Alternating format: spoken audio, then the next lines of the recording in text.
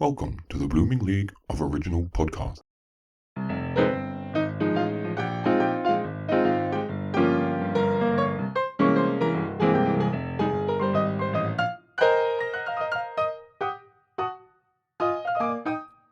Hello and welcome to Talk Musicals to Me, a new theatre podcast about musicals and their impact on people. My name is Caroline Sheen and I'm here to quiz some of the leading creatives in the entertainment industry about their relationship with musical theatre and how certain musicals may have influenced their lives in ways you may not even expect.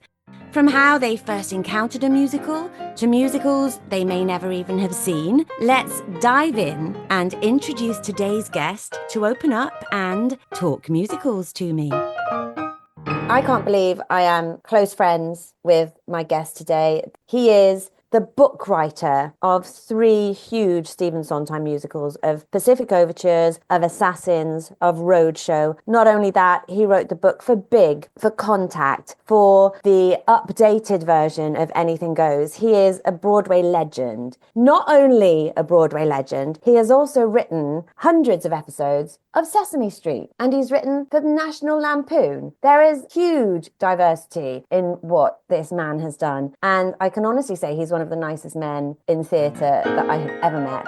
John Weidman.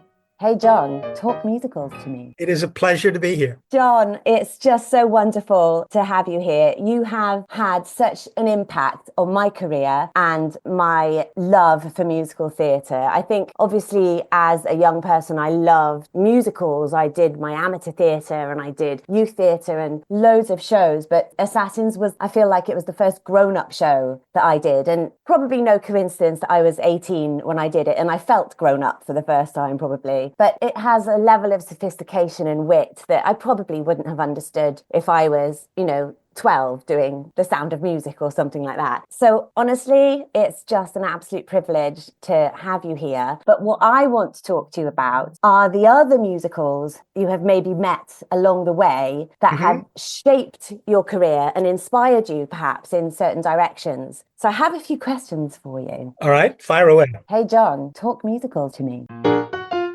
So, question number 1. If your relationship with musical theatre was a love affair, what would your meet cute with a musical be? Where did you first encounter your first musical? Well, when I was a kid, my family lived in Southern Connecticut, which is a suburb of New York. But in those days, in the 50s, it was about an hour outside New York, and it was, I won't describe it as rural, but it had very little to do with the city. But every now and then, my parents would throw me and my brother in the back of the family car, take us into town for an adventure. And that could mean going to the Museum of Natural History or to the Bronx Zoo, which is a great zoo in the Bronx. And every now and then, we would be taken to a show. And the first one that I remember being taken to was Peter Pan. But we're talking about Peter Pan with Mary Martin on Broadway in 1956. Wow.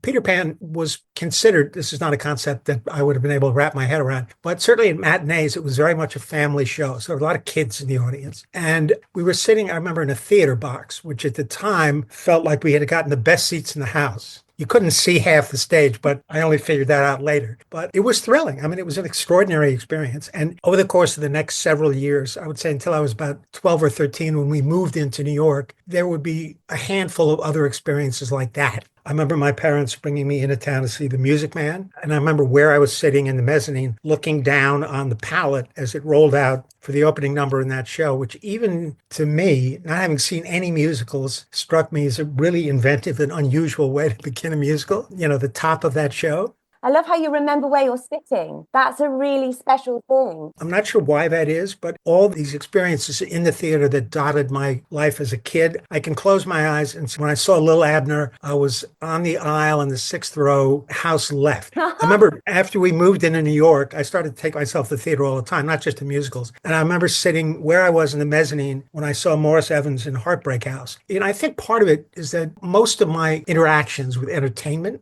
entertainment's the wrong word to use here, but you know what I mean, involved with television or being taken to the movie, which was a very passive relationship to what was happening in front of me. And it's not as if watching a play or a musical is necessarily more active, but being in a room with live actors and a live audience made it a very vivid experience. And I think that's why I have such a clear sense of exactly where I was sitting. I think that's wonderful. So when you go to a movie, you don't remember where you saw them, where you were sitting, eating your popcorn or anything. No. But in the theatre, that massive experience shared with so many people, you know where your place is. I've been to a few theatres out in New York and they're very grand and elaborate. And I know your father, he wrote for a few musicals, didn't he? He worked on them. He did. He was a novelist and quite a successful and celebrated one. But for a period of about 5 or 6 years, 7 years, he worked in the musical theater in New York. He was asked to write the book for a musical called Fiorello about Fiorello LaGuardia, who was the mayor of New York in 1959, I think. And Fiorello was a great success. It won the Tony Award for Best Musical, won the Pulitzer Prize. He then worked on a series of musicals after that, which represented a series of diminishing returns as the shows were less successful. And so after about 5 of them, he just said, you know, I'm just going to go back and write novels. Because as you know, it's hard work. And when it works, it's thrilling. And when it doesn't, it's not thrilling. I put it that way. It's an elusive recipe, isn't it? And one that you can't write it down, really. It's just luck, I think. A lot of trial. Yeah. And the idea that maybe something will inspire a generation of people and it will catch the mood. But it's hard to know what the mood is, I guess. In the 2 years before, when you're writing it, you don't know what the mood is going to be 2 years later when it's ready to go, I imagine. There was one huge advantage that people who wrote musicals in that period had, which was that, well, describing it as an advantage, I think it was experienced that way, although it involved the kind of pressure that is still attendant on making a new musical. But it did not take 9 years to get a show on. No. Fiorello opened in 1959, and Tenderloin, which was created by the same group, Jerry Bach, Sheldon Harnick, my dad, George Abbott, was up on Broadway 2 years later. Wow. Yeah, when people decided to do a show, they did it, and nobody really knew what they had until they opened out of town in front of an audience, and then they started to work frantically to try and fix what was broken. But it was a very different timetable. So the young John Weidman going to see Peter Pan and Lil Abner and stuff, what did he think when he went to see something his dad had written? It was sort of non-judgmental because it was my dad. When I saw Fiorello, I was aware of the fact that it was a great success. We had just moved into the city when he was working on the show. So I was starting a new school and there were kids in my class who were asking me for house seats. I didn't know what house seats were, but they were asking me to help them get them. So it's like, oh, this is great. This makes me very popular. The subsequent shows did not create the same demand for house seats. And so, you know, I wasn't really evaluating the quality of my dad's shows, but I was living through his experience of what it's like to do a show that isn't really working. And then indeed, the last show, which doesn't work at all. So I had a sense of how complicated and painful it can be to work on a theater piece that doesn't work, but also how exhilarating it can be to work on something that does. And you have to define work in that sentence, you know, in a variety of different ways. Is it a commercial success, artistic success? But I watched them go through. It's fascinating that you grew up witnessing that and you've gone into the industry. I know not intentionally because you studied law and things like that, but you found yourself in the industry and knowing the experience that your father had with it being fabulous and difficult as well. And I think that's actually a really good aspect to have, isn't it, when you come out, because you're not looking at it through rose-colored glasses. You know the realities. No, there were no rose-colored glasses involved. I mean, I wrote my first show as you know, in a kind of desperate attempt to avoid becoming an attorney. But the option, which was, I mean, working on a show with theater geniuses, Hal Prince and Steve Sondheim, but the experience of working on something that audiences sort of respected, but didn't embrace in the way that I had hoped that they would. We all hoped they would. Reminded me of what it'd been like for my dad. Yeah. It's we're all in a difficult business, but you know that. And it keeps us coming, doesn't it? That's the thing. Yeah, yes, it does. I'm going to lead on to your second question of the night. Which musical were you first personally involved with? Maybe as a performer or as somebody who worked on it, backstage, front of house? When I was, I guess, 12 or 13, I was in a middle school production of Oklahoma. And I think participation was compulsory. I don't remember auditioning. I think there were just enough kids in the school to produce farmers and cowboys. So I was a cowboy. I couldn't sing and I couldn't act and I didn't really like it. When the run was over, I think was maybe 2 performances, maybe just one. When it was over, I thought, I'm not doing that again.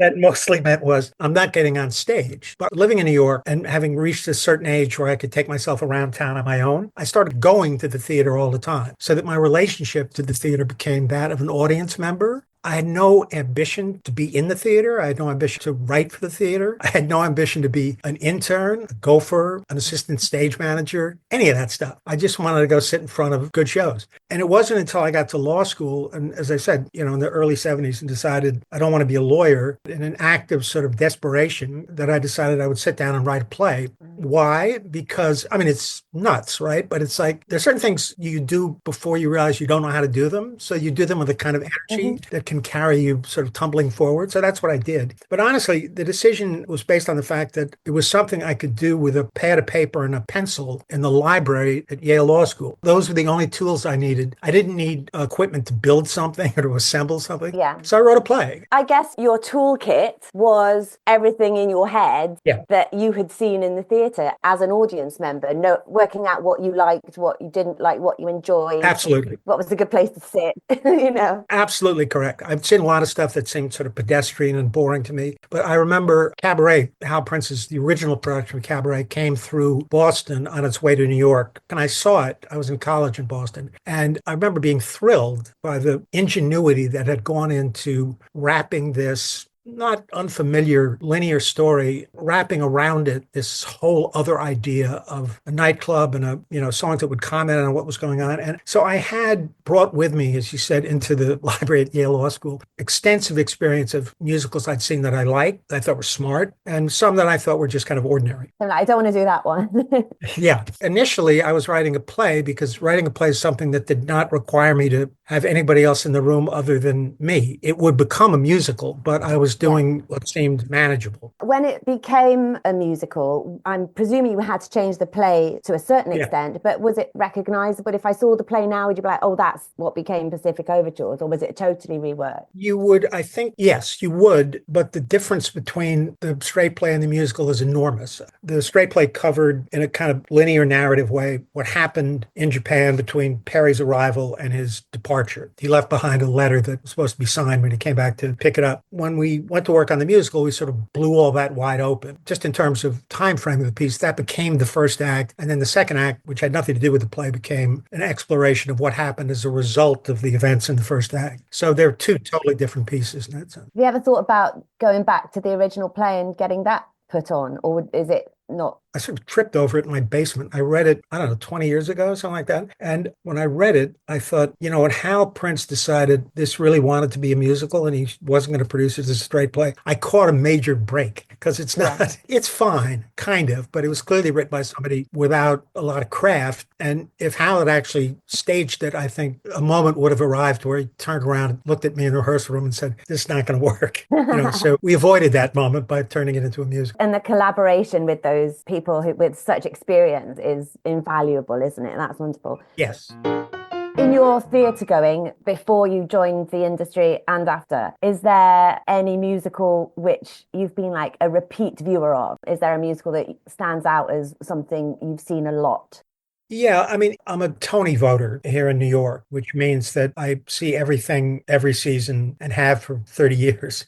Some of which exist in my memory as kind of blurs and some of which I have very specific memory of. I guess that the show, other than, shows of my own where you stand at the back of the house during previews and say you're seeing your own show 18 times before it opens, I guess the show I've seen most frequently is Gypsy, just because it returns on a regular basis with somebody else playing the lead. It opened in 1959, and I remember sitting on the aisle in the orchestra, and the show had started, and all of a sudden there was this noise coming down the aisle next to me, and it was Ethel Merman making her entrance, knocking my hat off. I didn't have a hat on, but she could have.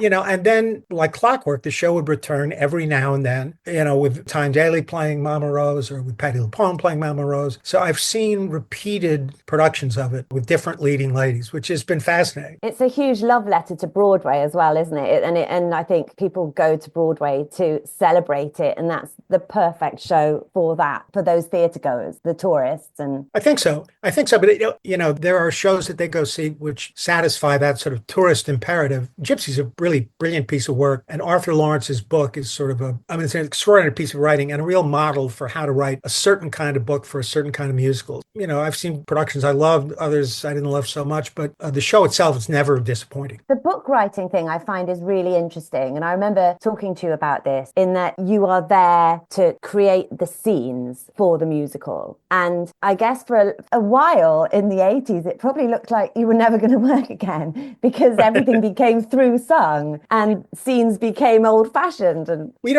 what's interesting about that, and I think most people who write books would agree with this, that it appears, even to some people who do the work, that the book is the sort of the talking in between songs. But I think the book writer's primary obligation is to create the overall structure for the piece. And whether that structure and the elements in that structure are then expressed in song or in dialogue or in dance is the next question. But it also is the book writer's job, I think, to sort of be the custodian of that structure as the show begins to evolve. Think of a musical like Sweeney Todd, which does not have a lot of talking in it, but which has an extraordinary book. Hugh Wheeler's, the achievement there in terms of creating a structure, a story, and also a plot to hang Steve's work on is astonishing. And even good sung-through musicals have good books. And sung-through musicals that aren't so good don't have good books. But I do know what you mean. In early aughts, Susan Stroman and I did a show called Contact, and the primary vocabulary of the piece was dance. There was plenty of dialogue, but it was mostly dance. And people would say to me, well, I guess you didn't have much to do, right? And I would say, no. We were constantly in conversation about what the story structure is, where we are in the story, what the dance is accomplishing here. It's an interesting job. You were crafting all that together. It wasn't just the words on the page. It was the story being told in front of you. That's really fascinating. And honestly, frequently you have to be comfortable with the fact that some of your best writing, if you're a book writer, will disappear into the score because that's kind of where it belongs. Yeah. I've written monologues that I was really proud of that wound up as songs. You just have to live with that. And if the song's good, you're delighted because that was the whole point. I'm in Assassin's Nuts. I've mentioned it already numerous times. Yeah. Was there any talk of the Bic monologues becoming songs? I wrote them as monologues. And we had a first draft of the piece. Steve and I talked about it, and he said, the conventional approach to these two monologues would be to the first one live as a monologue, and then for the second one to become a song. But he said, they feel like arias to me, and I think we should leave them alone and let them live as these sort of balanced monologues. And I think it was the right decision, given the overall structure of the piece. Oh, absolutely. I think they're wonderful, wonderful speeches. And the second one does lead into the national anthem. Yeah, it does. It's the last event before the assassins all come back together on stage. Oh, it's so good. It's so good. I love talking to you. I'm so excited. So my next question. Okay, these are basic, but I'm not ashamed to be basic here. Which musical made you laugh the most? Which musical made you cry the most? There's a moment in a particular musical that always makes me cry. Not the whole musical, but the first act finale in Sunday in the Park with George. Sunday, it's hard for me to talk about it without becoming upset. I feel like the event of the scene when George finally finishes this picture, the music that Steve wrote, which is so deeply emotional and thrilling, and the moment when George adjusts the girl's glasses. I've seen the show many times. That always makes me cry in a good way. Giving me goosebumps here, John. I can hear the horn in my head. Yeah. Yeah. I've had to sing that in numerous concerts, and it's really hard to sing it because I've not done the show, but usually it's a big sort of act one ender or act two ender. And even singing it, it's really hard. We'll all be standing there with like tears pouring down our face. No, but I can absolutely imagine. I don't know a more emotional piece of music that anybody ever wrote. And that's true when it's freestanding. I can listen to it on its own and it takes a little longer for the emotion to catch up with me. But when it is placed at the end of what's happened in the first act of that Longtime Sondheim story, it's overwhelming. As far as the laughter goes, the first iteration of The Producers here in New York with Nathan Lane and Matthew Broderick would be pretty high on the list. It was funny when it started, never stopped being funny, and was funny when it was over. It's that first scene in the office and the blue blanket tantrum. Yeah, I could watch that endlessly and always be hysterical. I actually worked with Matthew and Sarah Jessica last year on Plaza Suite. I was standby for Sarah. And having worked with him, find his comedy so funny, so funny. I could watch the third act of Plaza Suite, which is farcical. I could watch that every single night. And it really made me wanted to have seen him live in the producers. I saw Plaza Suite here with the two of them, and a lot of Neil Simon stuff, which popped up again, it's really good, but it feels like it's very much sort of its time. Plaza Suite with the two of them, I thought was spectacular. They were amazing. I watched them in rehearsal do it, and it was fabulous to see. And they worked together so well. Somebody was asked about the producers, that original pairing of Nathan and Matthew Broderick, what their favorite moment was in the show. And they said, Matthew Broderick dancing. There was something about him with a cane and a top hat that was just charming. He's a great clown, I think, basically, is that he's an excellent clown. I felt like I was watching like Charlie Chaplin occasionally on stage. That physical comedy he has is fantastic. Well, that was very funny, for sure. Nothing else comes to mind at the moment? If it does, drop it in later. Okay. Well, I would certainly, listen, a funny thing happened on the way to the forum would certainly be included. I saw that, again, I know the seat I was sitting in the mezzanine, and the ticket cost $1.90. I seem to remember that as well. But I was looking down at Zero Mostel's, the top of his head, and that guy performing that part in that show was something else. That was like serendipity. Is that the word serendipity? Something that when everything worked so brilliantly. I think serendipity is things sort of come together by accident, but I could be wrong. Yeah, no, that's not an accident. Yeah, that's right. So it is the wrong word. Yeah, let's both go away and look it up, and everybody can wait patiently till we come back with a definition. You're the wordsmith. You'll be right. You're right. Oh, alchemy. There we go. My producer's saying alchemy. That's the one. Yes. That's the one. Well done. Now, having told me about all these musicals you see through your Tony membership, I think my next question is probably going to be null and void, but I don't know. There might be one. So my confession is that I have never, ever seen a professional production of West Side Story. Oh. I've seen the movies. I've seen a few amateur productions, but never seen it professional. And I aim to one day. Is there any musical that you regret not having seen or not seen? Maybe because you aren't the right age to have seen it. Maybe it's something that came in the past. I don't know how you'll feel about this answer, but The Music Man was 1957, I think, which is the same year as West Side Story. And I saw The Music Man, but I did not see West Side Story. And that would be at the top of my list of things. I've seen it once on stage. It was kind of a production at the New York State Theater. I can't remember what the occasion was, and it was fine. But to have seen that show, that choreography, to have heard that score played like for the first time when the world was just welcoming the show, that would have been spectacular. I really regret having missed that. Can you imagine not knowing what West Side Story was and going to sit and watching it unfold in front of you? That must be mind-blowing. No, I completely agree. It's like coming in, sitting down, and then those guys coming out and, these gang members doing Jerry Robbins choreography, that lift with the extended arm. It's like, oh my God. Yeah, no one had ever seen anything like it. I imagine probably the same with Oklahoma. People went to see Oklahoma not knowing what they were going to see. And it's so legendary now that, everyone's either been in it or been a cowboy in high school. But to not know it and sit there and watch it must have been so exciting. I was talking to someone about this the other day. Rodgers and Hammerstein shows. Hammerstein is thought of appropriately as the guy who provided the brilliant lyrics. But Hammerstein wrote the books for all those shows. And his willingness as a book writer to deliver something unexpected, which was exactly what the show required, is really breathtaking.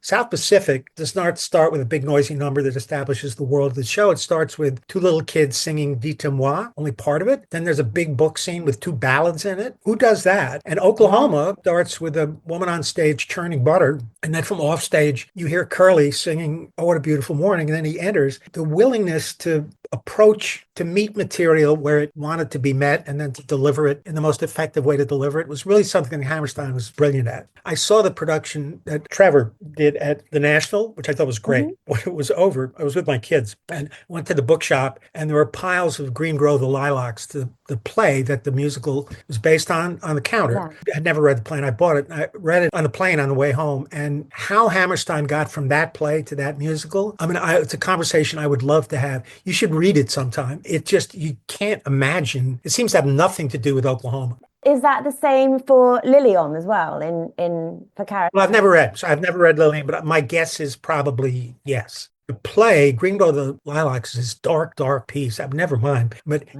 give it a read. Sometime. It's a really interesting exercise. I'll do it. And I know probably in the rehearsal room for that with Trevor, he probably made them all read it and act it out. Probably. Read it? Yeah, because he goes deep. He goes deep. Your rehearsal rooms with Trevor there, the research is big. So that's probably why he probably bought it in bulk and gave it to all the cast to read it and then sold it off in the bookshop. I remember when Oklahoma came to New York, that production, Trevor's production, it was running past 11, which meant that the crew and everybody else had to be paid overtime. And so Cameron, I guess, produced it, and Susan Strawman, who had choreographed it, were trying to find ways to get the curtain to come down at like 10:59. And there's a scene where everybody has their picture taken.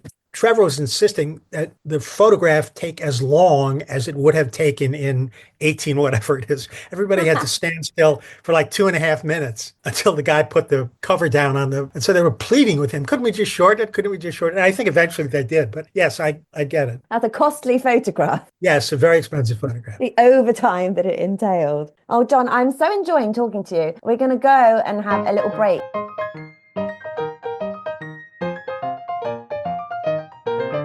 Another podcast on the Bloop Network is Around the World in 80 Plays with West End theatre stars Lizzie B and Alfie Parker. We join them on the road as they tour the country with Dolly the dog, performing in shows and exploring the local arts and culture, and of course the theatres on the way. And here is a sneak peek.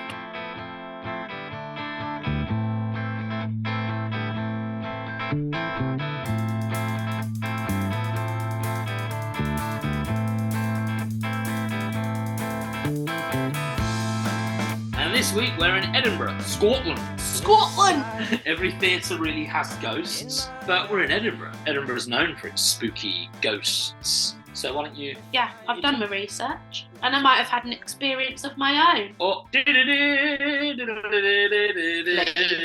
Right, so, I am a true believer. Alfie is definitely more sceptical, but I believe in ghosts wholeheartedly.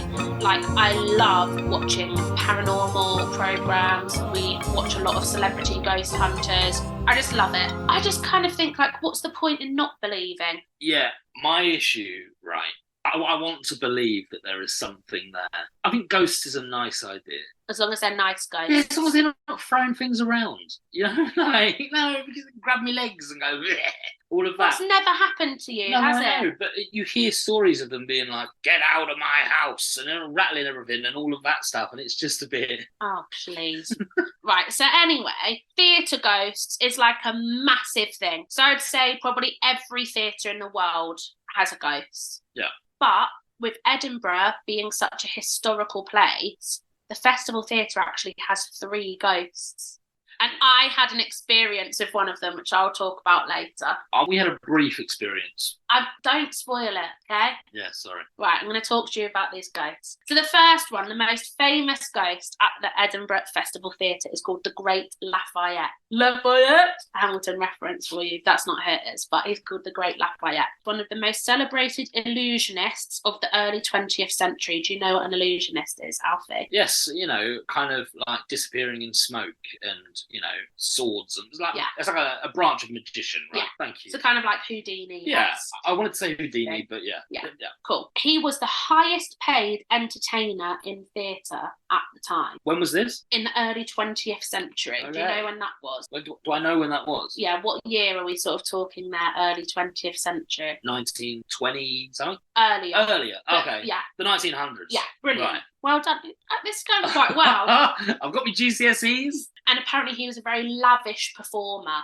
And so that brought the audiences in, which kind of justify that he was getting paid all this money. Right. So, spring of 1911, he was performing at the Edinburgh Festival Theatre, and he did his finale, which was called The Lion's Bride.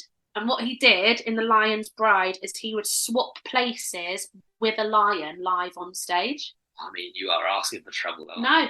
See, this is the thing. It's not that went wrong. Oh, right. Okay. So this Lion's Bride thing happened successfully, and then out of nowhere... Welcome back. I'm Caroline Sheen, and here talking musicals to me is Broadway legend John Weidman. Hi, John. Thank you for coming back. Pleasure to come back. Pleasure to be here again. Okay, so we know that there are inconsistencies in the global education system. If you were to put a musical as part of the compulsory school curriculum that children had to either be in or study or work on in some part, but everyone had to do this one show and learn this one show, which would it be and why? That's a tricky question. I mean, would the ambition be to choose a show, the content of which would provide them with something which is important to their education, or to put in front of them, in our case, in the United States, this particularly American art form, that they should experience just the way they might have to read The Great Gatsby as part of, their literature course? I think either. My answer to it, I think, would be something we've already talked about, which is cabaret, because it would add to their history knowledge, it would add to their dance experience, singing experience, all that, but also,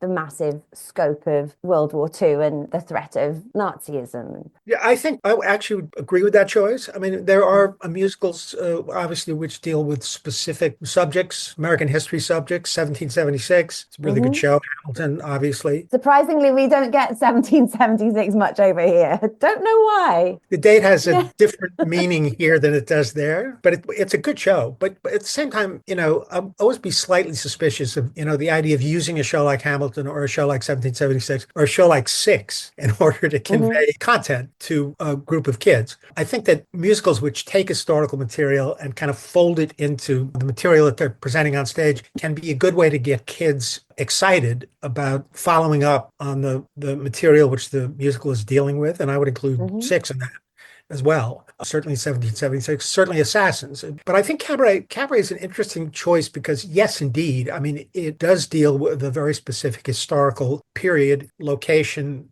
political dynamic, which led us into World War II. But it's also a very exciting piece of theater. If you can expose kids to something which first and foremost works as an exhilarating work of art, because they should have that experience. And then the second idea, which is that they will learn enough about a historical period to want to explore it more, then that's a win-win. So yeah, I'm with you on cabaret. It seems like the best choice to me. Yeah, like you said, it's experiencing the teamwork and the camaraderie of putting something on together, wherever you are in the theatre, front of house, backstage, lighting, everything. I always find it so magical when at 7:30 or I think it's 8:00, isn't it, on Broadway tonight at 8, something starts and a few hours later something finishes, and it's all because so many people worked in synergy with each other, and it's a real buzz.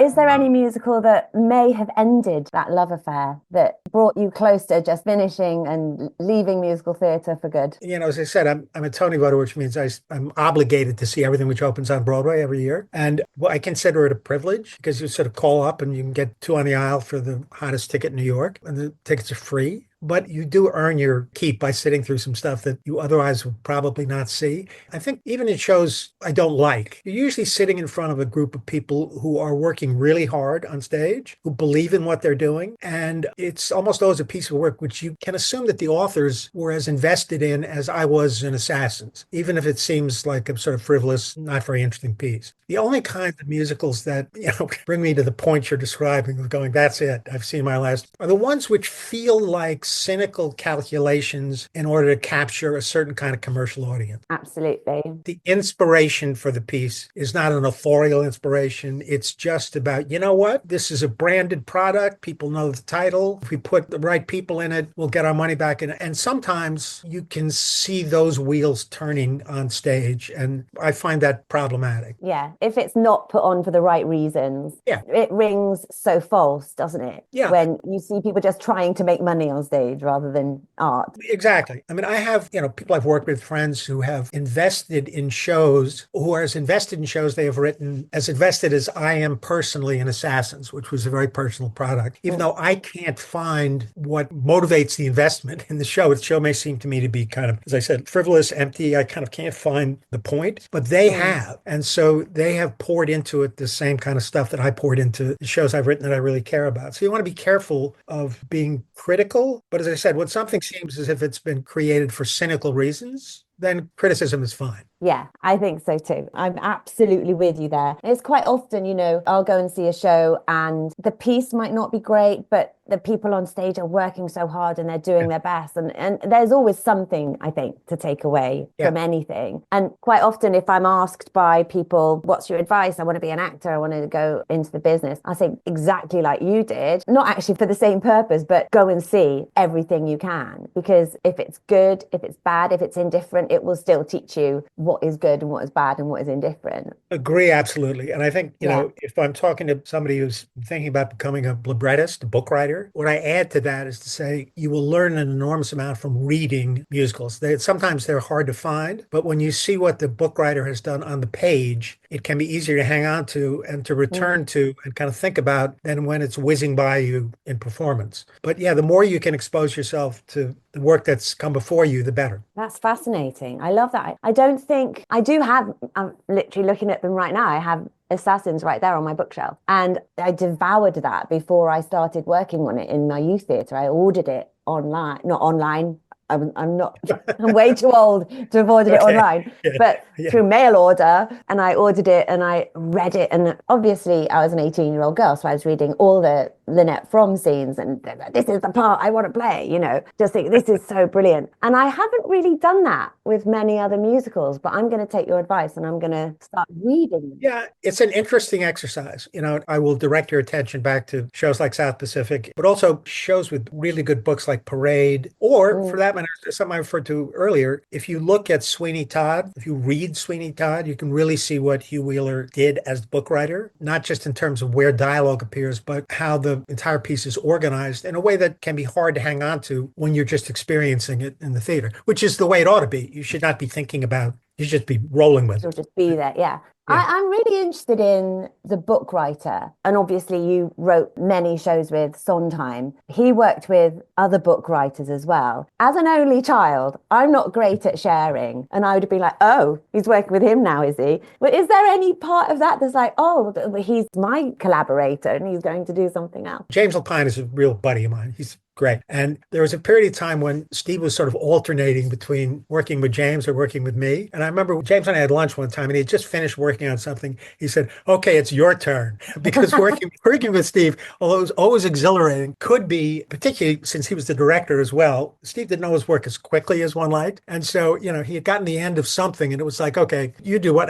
I mean, what a privilege to have somebody say it was a joke, but it's like, okay, you're next up and then I'll come back. And so in that case, I guess we're talking about a sequence of, 4 or 5 shows, but that was fine. And most of the book writers that Steve worked with in the early days when he was working with Hal Prince were people he had kind of finished working with by the time, after Pacific Overtures, the next show that Steve did was Sweeney Todd, which was a book by Hugh Wheeler. And then I think the next one was Merrily, which was back to George Firth, who had done Company. And then Hal and Steve got divorced and began his collaboration with Lapine. So I'm not sure I've answered your question. I guess it's been easier for the last, sort of 25, 30 years because it's mostly been about me and James since Steve stopped working with him. And it helps that you're buddies. Yeah, it does help. It's almost like a little love triangle. Yeah. You share him.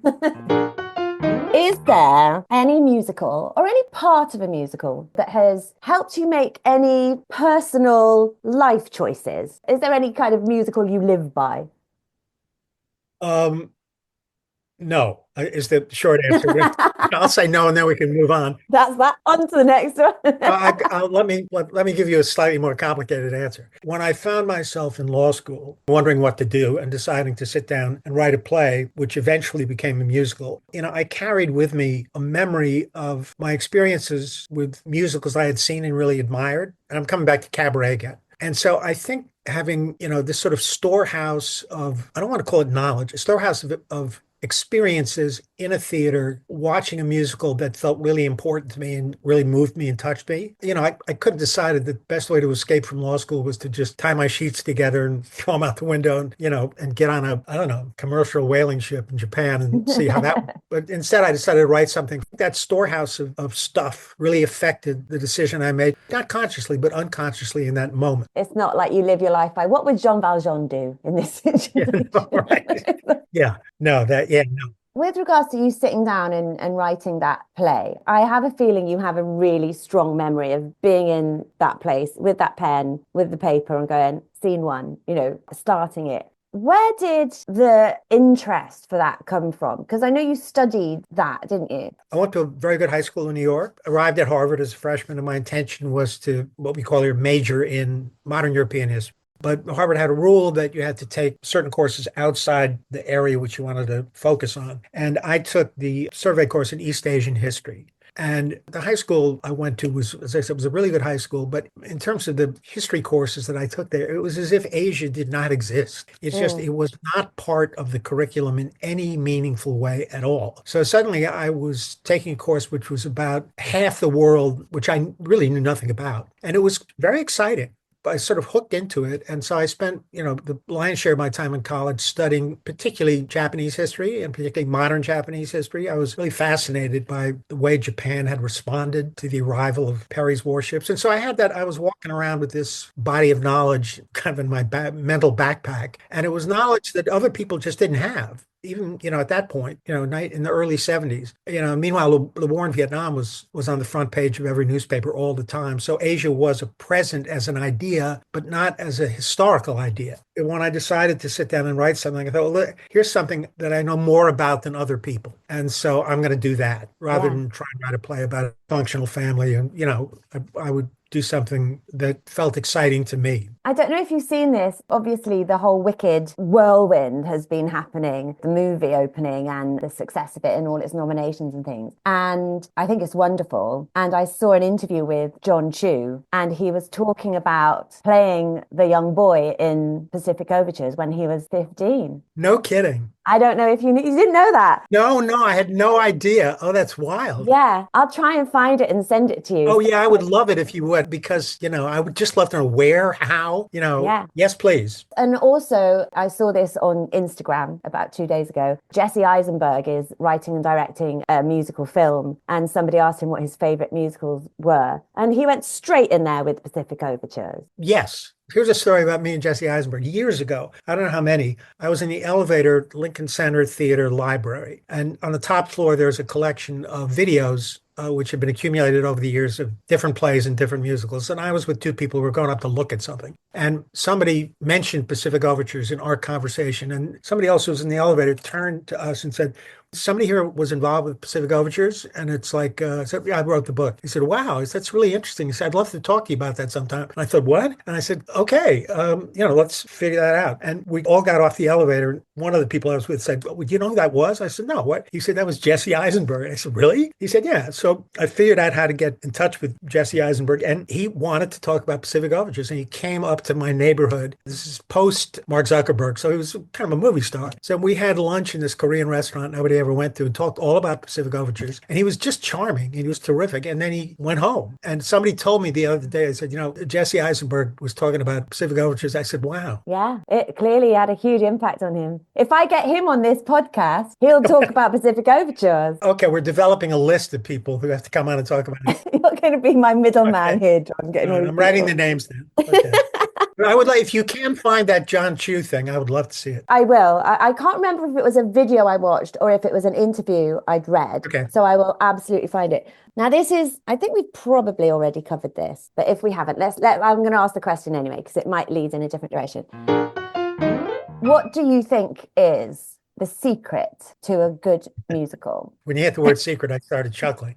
Well, here's two answers. One, if I knew, I wouldn't tell you. Right? Because why would I want to share that? Right? And the other is, I think when you look at a good show, when you sit in front of a good show, there is no one secret that explains why a particular piece of work is successful. And by successful, I don't mean runs for 4.5 years, although it could. I mean, what the authors intended to accomplish is being accomplished. And I think there is so much variety from show to show in terms of what that might be, how they defined what they wanted to achieve and how they then went about and achieved it, that there's no one secret. I do think real allegiance to what your initial author's impulse is, it can change, but to let that be what guides you forward through the piece, hanging on to that. Martha Lawrence once said that, I think to me, maybe to somebody I was in a room with. So and this is the days when people went out of town with shows. He said that, once you get out of town with a show, it's chaos. And he said you should write on a piece of paper what the show is about and stick it to the mirror in the bathroom in your hotel room, because that will mean that every night before you go to bed and when you get up in the morning, you will be reminded what you're doing and what you're aiming for, because you can absolutely lose touch with that. Can lose that. I find the stories of out-of-town tryouts so fascinating. And it feels weird that they don't happen anymore. But I guess in the world of, the internet and information being everywhere, that there's not really a huge amount of point. I know previewers have kind of replaced it. But the stories of funny thing happened on the way to the forum, totally changing their opening number because the audience didn't realize it was funny. So they had to be told, didn't realize they were allowed to find it funny. So they had to be told it was a comedy. I think a lot of it just has to do with money. To move a show from one town to another now is unbelievably expensive. And I think if you compared what $1 was worth in 1959 to what $1 is worth now, cost of living increase would not explain why things are so much more expensive. So I think the decision not to go out of town is really driven by economics. I think most people would, as you already said it, but you can't achieve the kind of privacy that you could achieve in those days if you were in Washington or in Boston, because people will sit in the fifth row and tape your show and put it online. It'll be on YouTube before you know it. Yeah, but that feeling of being protected for a little while you worked on the show was great. And I think that critics, for the most part, people in New York respected that, understood people were had gone into a kind of a workshop in Chicago or in Washington or New Haven. You were kind of left alone to do your work until you were really ready to show it to an opening night audience in New York. So we're coming to our final question. Okay, here we go. I'm a bit gutted. I'll try and answer at great length. This is my rule breaker question. You can choose your own musicals in this question if you want. Is there a musical that you put on to cheer yourself up, or you go and see to cheer yourself up? Something that speaks to your soul. If you've had a bad day, if you're feeling like you want inspiration, is there something that is your go-to? I'm going to listen to that. Yes. I mean, I'm going to circle back to kind of where this conversation started. Assassins is a very, very personal piece for me. The way in which Steve and I talked the material through while we were trying to figure out what we wanted to write about was a hugely satisfying experience. The fact that we arrived at a shared sense of what the show was about before we wrote anything, I think made the process enormously successful. But early on in those conversations, because Steve and I really started just with the word assassins, which Steve had kind of lobbed on the table. I said, well, what are you talking about? And he told me, well, kind of where the idea came from. But there wasn't even an idea in that sentence, the idea. It was just a word. But we were intrigued, and so we just started to meet once a week and talk about it. And I realized at a certain point, what drew me to the material was the fact that I had been a kid in high school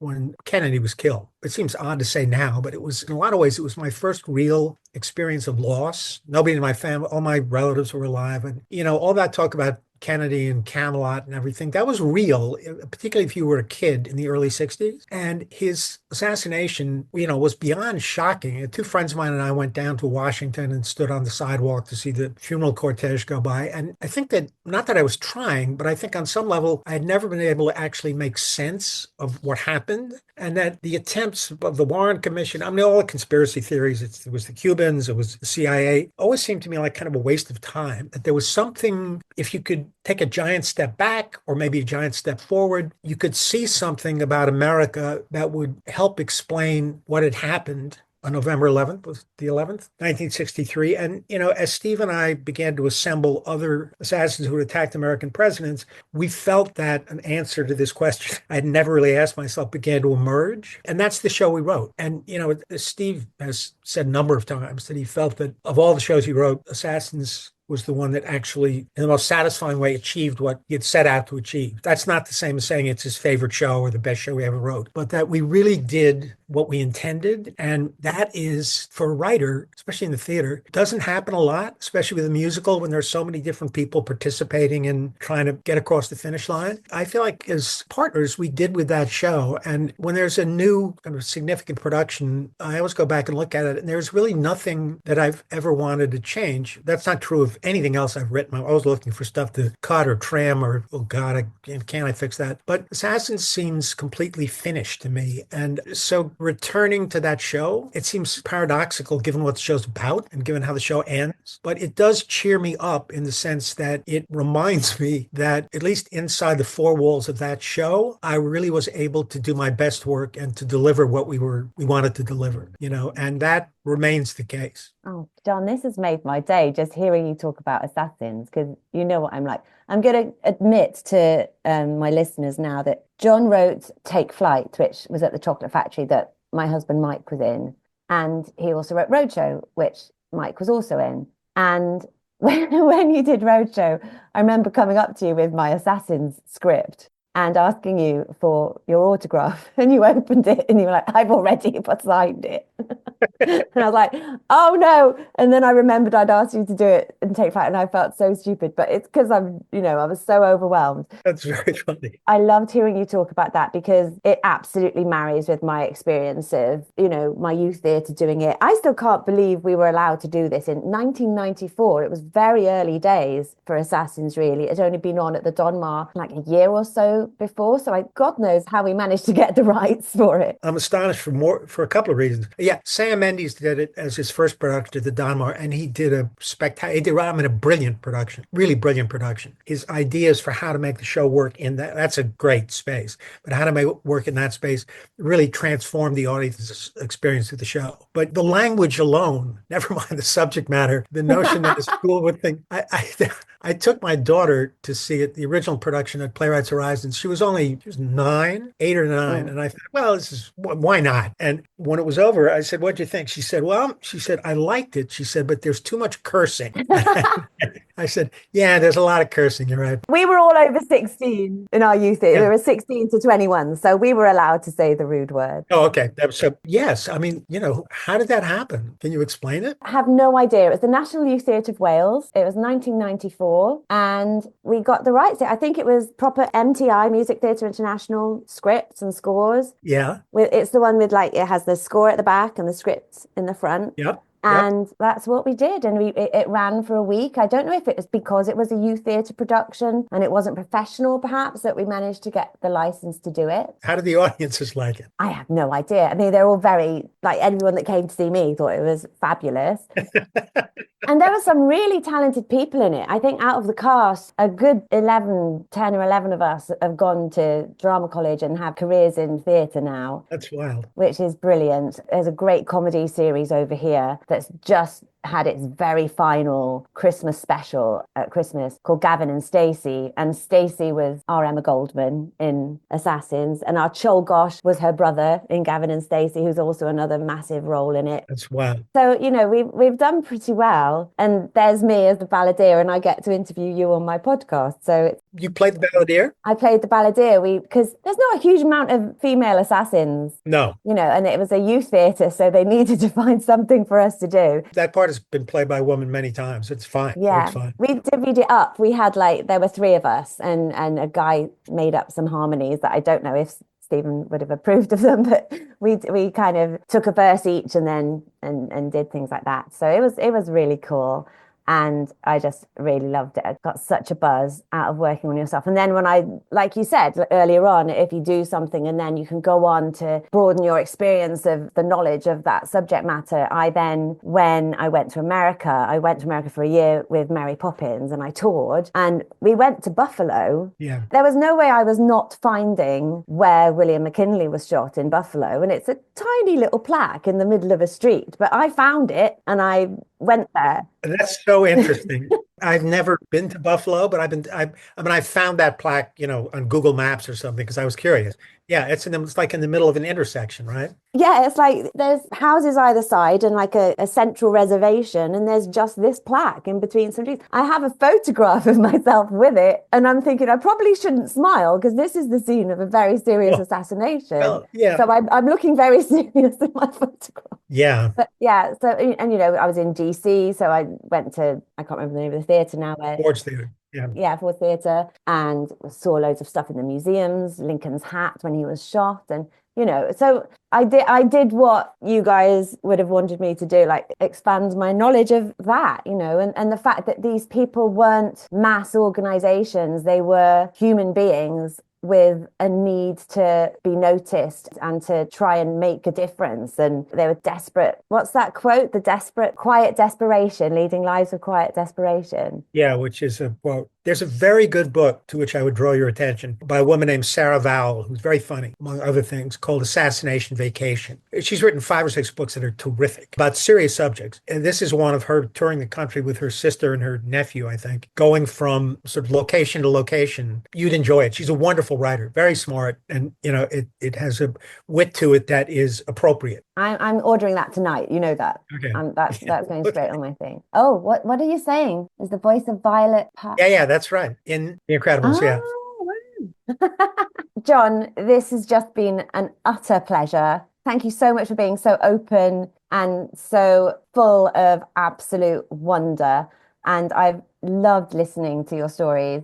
Well, this has been a great pleasure for me. I feel like we've known each other, and I've known Mike for a long time. And this is a kind of a first time I've had to sit down with you and actually talk about business, and I've really enjoyed it. I've had an absolute blast. Is there anything in the pipeline we should look out for you? Is there something you're up to? You're not on social media, right? You're a very private guy. No, well, I think I'm on Facebook. Does Facebook still exist? That makes me sound like a jerk. I mean, I am on Facebook. I just never go there. So now, but even if I had something that I wanted to share with people, I don't think that's the way I would do it. My friends would know about it. I have an odd piece that I've been working on with a playwright named Teresa Rebeck that kind of went away. It's now kind of coming back, and it's really interesting. And so that's kind of in the pipeline, and we'll see. And I'm hoping there's going to be a new production of Roadshow next fall off Broadway. Keep your eyes open for a revival of a musical for which my dad wrote the book, which I reworked, called I'd Get If You Wholesale, which sooner or later it's on its way to the Chocolate Factory. Oh, that's exciting. Yeah. I've recently finished, it took a long time, Barbara Streisand's autobiography. Oh, you did? You read it? And there's quite a few references to I Can Get It For You Wholesale in there, because that was her Broadway debut, right? It was. She had a small part, which she turned into the beginning of that book. I mean, it's a Yeah. career. Yeah. Like 48 hours, the Audible book is. People have told me that listening to her read it is a really very satisfying experience and kind of maybe better than reading it yourself. But 2 days is a lot of Barbra Streisand, it seems to me. It's a lot, with no sleep. So, John, thank you so much. I've had an absolute blast. Thank you. As have I, and we'll talk again soon. I hope so. Thank you so much, John. All best. Lots of love to everybody. You too. Bye-bye. Thank you so much for listening today. This has been Talk Musicals to Me for the Bloop Network. My fabulous producer is Aaron Ware, and the music you heard is from the pen of the sublime Tom Self. If you get a moment, please subscribe or follow and rate the podcast by clicking the stars below on the podcast page. It takes about 2 seconds to do, and it will really help the podcast and its future life and would make us massively, eternally, enormously grateful. In the meantime, another huge thanks for tuning in, and please do so again next time to see who will be next up to talk musicals to me.